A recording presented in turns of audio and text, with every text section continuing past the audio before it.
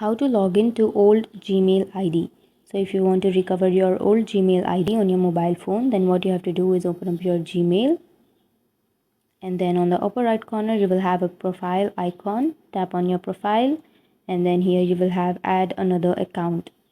Tap on that, and before proceeding, make sure to like and subscribe our channel for more videos. So now tap on Google.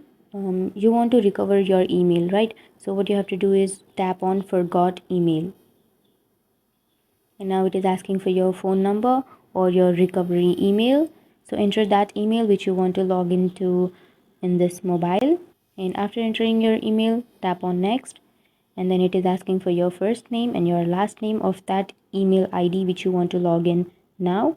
And after entering this, you can simply tap on next, and then it will send you a verification code, and after verifying you'll be ready to enter to your Gmail ID. So that's it guys, that's how you log into your old Gmail ID on your mobile. And if you have any questions, feel free to comment below. Thanks for watching.